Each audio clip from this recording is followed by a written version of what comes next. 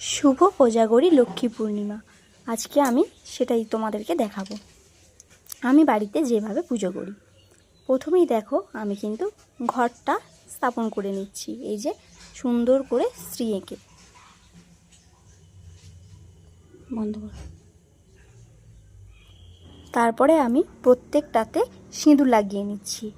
এবার সিঁদুর লাগিয়ে নেওয়ার পর আমি যে মাটিটা নিয়েছি এই মাটিটার মধ্যে আমি সিঁদুর দিয়ে এঁকে নিয়ে তার উপরে ঘরটা স্থাপন করব। সেটা তোমরা দেখে নাও।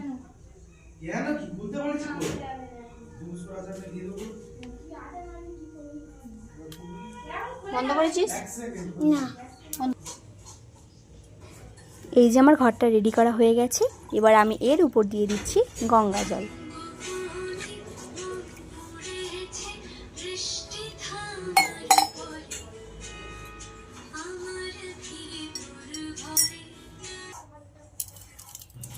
এই যে ঘরটা বসিয়েছি, এর উপর গঙ্গা জলের মধ্যে আমি সুপারি দিয়ে দিয়েছি, পয়সা দিয়ে দিয়েছি, দিয়ে তার উপর পানের পাতাটা দিয়ে আমি ঘরটা বসিয়ে দিলাম।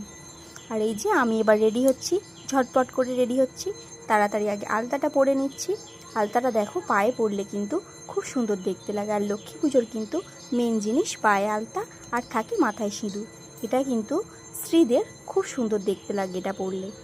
যাই হোক, দেখো আমি রেডি হয়ে নিয়েছি। আর আমার পাটা কেমন লাগছে তোমরা কিন্তু অবশ্যই আমাকে কমেন্ট করে জানাবে। এই যে আমার পাটা রেডি হয়ে গেছে।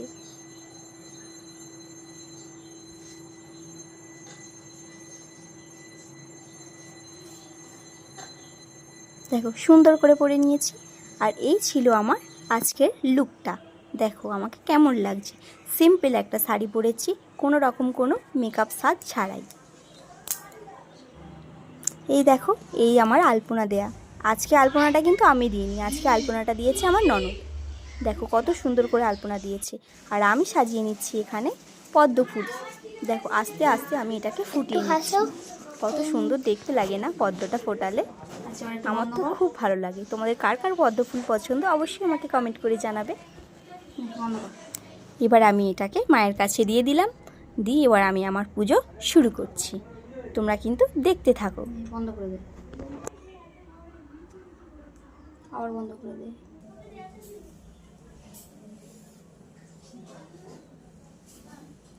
আমি কিন্তু পুজোটা নিজেই করেছি। আর এই যে পুজো শেষে কিন্তু আমি অবশ্যই লক্ষ্মী পাঁচালি করবো, আর সেটা আমি আজকে তোমাদের সবাইকে শোনাবো।